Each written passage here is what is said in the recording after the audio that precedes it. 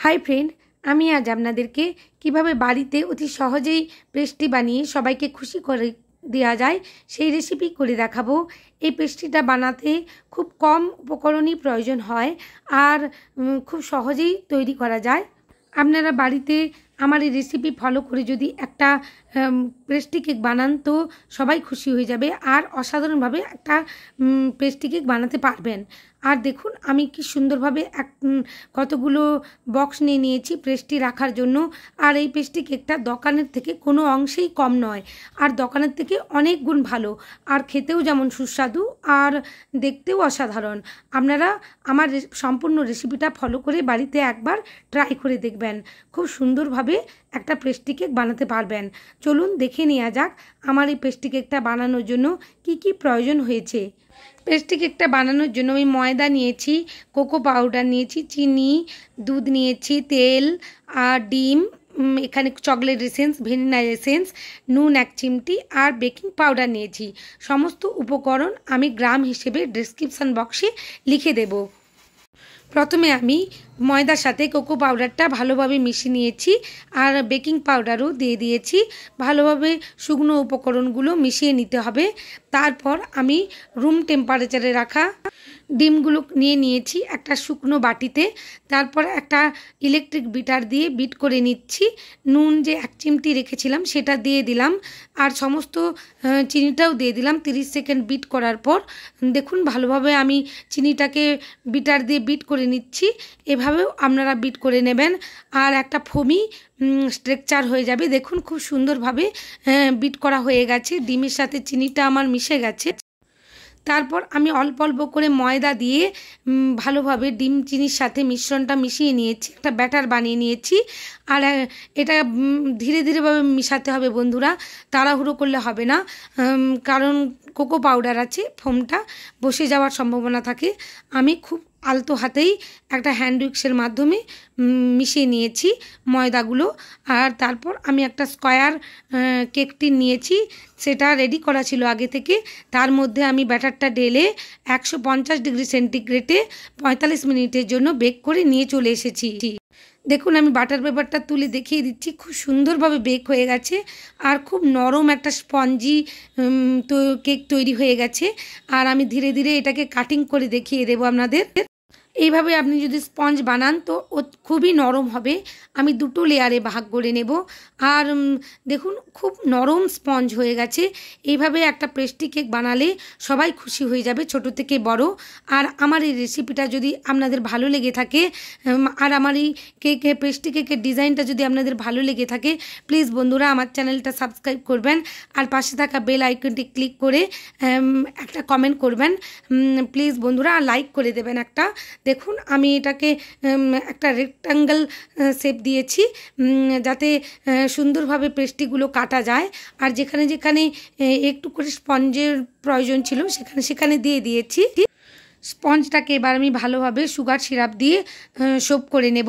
এটা তো chocolate cake, তাই ভালোভাবে সুগার সিরাপ দিয়ে সোপ করে নিতে হবে, নাহলে ড্রাই হয়ে যাবে। আর সোপ করার পর দেখুন দেখে নেবেন যে সুন্দরভাবে সোপ হয়েছে কিনা। তারপর আমি একটু গানাশ তৈরি করে রেখেছিলাম, গানাশটা দিয়ে দিলাম ওই স্পঞ্জের উপর। আর আমি ক্রিমটা উইপ করে রেখেছিলাম, ক্রিমটা ভালোভাবে স্প্রেড করে দেবো চারিদিকে। দেখুন খুব সুন্দরভাবে স্প্রেড করতে হবে। পেস্ট্রি কেকের ক্ষেত্রে ক্রিমটা সুন্দরভাবে স্প্রেড করলে খেতে খুব অসাধারণ হয়। এই দেখুন আমি সুন্দরভাবে পেস্ট্রির মধ্যে স্পঞ্জের মধ্যে ক্রিমটাকে স্প্রেড করে দিচ্ছি একটা প্যালেট নাইফের মাধ্যমে। আপনারাও এভাবে করে নেবেন। খুব সুন্দরভাবে আমার স্প্রেড করা হয়ে গেছে ক্রিমটা। এবার আমি গানাশ দিয়ে দিলাম, গানাশটাকে ভালোভাবে আবার মাখিয়ে নেব চারিদিকে ক্রিমের সাথে। যখন এটা মুখের মধ্যে পড়বে তো খুব সুন্দর খেতে লাগবে এই ক্রিমের সাথে চকলেট গানাশটা। আর এটা আলতো হাতে করতে হবে, নাহলে ক্রিমগুলো উঠে চলে আসবে চারিদিকে। আর দেখুন আমার কাছে 2-in-1 চিপস ছিল, চকো চিপস, আমি সেটাই দিচ্ছি যাতে খেতে আরেকটু সুন্দর লাগে, খেতে ভালো লাগে। আর চারিদিকে ছড়িয়ে দিয়ে আমি এটা উপরেও দেব গার্নিশিংয়ের সময়। এবার আমি দ্বিতীয় লেয়ারটা বসিয়ে দেব। যেমনভাবে প্রথম লেয়ারটা বসিয়েছিলাম তেমন দ্বিতীয় লেয়ারটাও আমি বসিয়ে দিচ্ছি একটা রেক্ট্যাঙ্গেল শেপ দিয়ে। এই দেখুন, যেটা থার্ড লেয়ার ছিল সেটাকে আমি কেটে নিয়ে ছোট ছোট করে একটা আয়তাকারের শেপ দিয়ে দিয়েছি। আর যেখানে যেখানে ফাঁক আছে সেখানেও আমি স্পঞ্জটা বসিয়ে দিয়েছি। তারপর আমি আবার সুগার সিরাপ দিয়ে ভালোভাবে সোপ করে নিচ্ছি। আর চকলেট কেকের ক্ষেত্রে ভালো করেই সোপ করতে হবে, নাহলে কোকো পাউডারের জন্য কেকের স্পঞ্জটা ড্রাই হয়ে যাওয়ার সম্ভাবনা থাকে। আর আবার ক্রিম দিয়ে আমি ভালোভাবে প্যালেট নাইফ দিয়ে ছড়িয়ে দিয়ে ক্রাম কোটিং করে নিয়েছি। এভাবে আপনারাও করে নেবেন ধীরে ধীরে। ক্রাম কোটিং করে নিয়ে চারিদিক থেকে আমি ধারগুলোতেও ক্রিম দিয়ে ক্রাম কোটিং করে নিলাম। আর এভাবে আমি ফ্রিজে রেখে দিয়েছিলাম 15 থেকে 20 মিনিটের জন্য।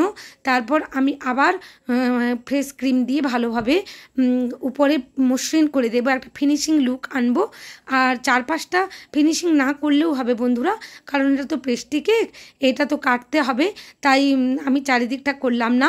আর উপরের অংশটাই আমি সুন্দরভাবে ক্রিম দিয়ে একটা মসৃণ করে নেব আর ফিনিশিং নিয়ে চলে আসব, যাতে চকলেট ঢালার পর খুব সুন্দর একটা লুক এসে যায়। ধীরে ধীরে আমি ক্রিমটাকে ভালোভাবে মাখিয়ে দিচ্ছি চারিদিকে আর মসৃণ করে নিচ্ছি। এভাবে আপনারাও করবেন। আর গরমে ক্রিমের কাজ করতে একটু অসুবিধে হয়, তো ফ্রিজের মধ্যে রেখে রেখে বারবার সেট করে এটা করে নিলে সুবিধে হবে। আর যে কণাগুলোতে একটু একটু করে বাকি ছিল সেইগুলোতেও আমি ক্রিম দিয়ে সুন্দরভাবে মসৃণ করে নিচ্ছি। আর একটা সুন্দর লুক এসে গেছে। আর চারিদিক থেকে আমি একটা রুমাল দিয়ে মুছে নিচ্ছি বোর্ডটা। তারপর আমি চকলেট গানাশ বানিয়ে রেখেছিলাম। 100 গ্রাম চকলেটের সাথে আমি 80 গ্রাম হুইপড ক্রিম দিয়ে ভালোভাবে গানাশ বানিয়েছিলাম। এই দেখুন, গানাশটা আমি খুব সুন্দরভাবে কেকের মধ্যে ঢেলে দিয়েছি। এবার স্প্রেড করে দিচ্ছি একটা প্যালেট নাইফের মাধ্যমে। এইভাবে আপনারাও ধীরে ধীরে করবেন। এক্ষেত্রে কিন্তু তাড়াহুড়ো করা যাবে না বন্ধুরা, কারণ যদি তাড়াহুড়ো করেন তো প্যালেট নাইফের সাহায্যে ওই চকলেটের উপরে ক্রিমগুলো উঠে চলে আসার সম্ভাবনা থাকবে। তাই ধীরে ধীরে আলতো হাতে চারিদিক থেকে একদম স্প্রেড করে দিতে হবে চকলেটটাকে। দেখুন, চারিদিকে যে চকলেটগুলো চলে গেছিলো সেইগুলোতেও আমি ভালোভাবে প্যালেট নাইফ দিয়ে মাখিয়ে দিচ্ছি। এভাবে আপনারাও করে নেবেন। আর কেকটাকে ভালোভাবে সেট করতে রাখতে হবে। এই চকলেট গানাশ দেওয়ার পর আমি কেকটাকে 25 মিনিটের জন্য সেট করতে ফ্রিজের মধ্যে রেখেছিলাম।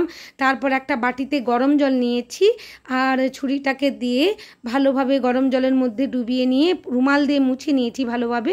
তারপর আমি কেকটার কেটে নিচ্ছি। এভাবে আপনারাও করবেন। বারবার গরম জলের মধ্যে ডুবিয়ে রুমাল দিয়ে ছুরিটাকে মুছে নিয়ে তারপর কাটবেন। এইভাবে কাটলে খুব ভালোভাবেই কাটা যায়, নাহলে উপরের যে ছুরির মধ্যে যে ক্রিম বা কেক স্পঞ্জ আর চকলেট লেগে থাকে সেগুলো চারিদিকে ছড়িয়ে যায় উপরের অংশে, সেটা দেখতে ভালো লাগে না। তাই বারবার গরম জলের মধ্যে ছুরিটা ডুবিয়ে নিয়ে আর রুমাল দিয়ে ভালোভাবে মুছে নিয়ে জলটা তারপরে কাটবেন। এইভাবে একটা পারফেক্ট পেস্ট্রি কাটা যায়। আর আমি এভাবেই কেটেছি আর একটা অসাধারণ লুক এসে গেছে। দেখুন, খুব সুন্দর দেখতে লাগছে। এবার আমি এই পেস্ট্রির উপরে ডিজাইন করে দেব। আমি এটা স্বাধীনতার দিন বানিয়েছিলাম, তাই 3টে কালারের ক্রিম পাইপিং ব্যাগের মধ্যে ভরে নিয়েছি। আর দেখুন, খুব সুন্দরভাবে ট্রাই কালার করে দিচ্ছি। প্রথমে আমি কমলার দিয়েই প্রথমে বসিয়ে দিচ্ছি। এটা 1M নোজেল নিয়েছিলাম, তো সেই নোজেলটা দিয়ে আমি ভালোভাবে কমলা কালারটা দিয়েছিলাম। তারপর আমার কাছে একটা ছোটো 1M নোজেল ছিল, সেটা দিয়েও আমি সাদা কালারটা বসিয়ে দিলাম। তারপর সবুজটা দিয়ে দিলাম 46 নোজেল দিয়ে। তারপর ডেকোরেশনের জন্য আমার কাছে যে চকো চিপস ছিল 2-in-1 চকো চিপস, সেটাও আমি উপরের থেকে দিয়ে দিচ্ছি। দেখুন বন্ধুরা, কত সুন্দর একটা লুক এসে গেছে, অসাধারণ দেখতে হয়েছে। এই পেস্ট্রি কেকটা দেখতেও যেমন অসাধারণ, খেতেও অসাধারণ। আর অল্প উপকরণেই আপনি বাড়িতে একটা অসাধারণ পেস্ট্রি কেক বানাতে পারেন। আমার ভিডিওটা স্কিপ না করে সম্পূর্ণ দেখে আর ডেসক্রিপশন বক্সে দেওয়া সমস্ত উপকরণগুলো ঠিকভাবে নিয়ে যদি এরকম একটা পেস্ট্রি কেক বানান, বাড়ির সবাই খুব খুশি হয়ে যাবে। আর আমি দেখুন পেস্ট্রি বক্সের মধ্যে কেকগুলো ভরে দিলাম, কত সুন্দর দেখতে লাগছে।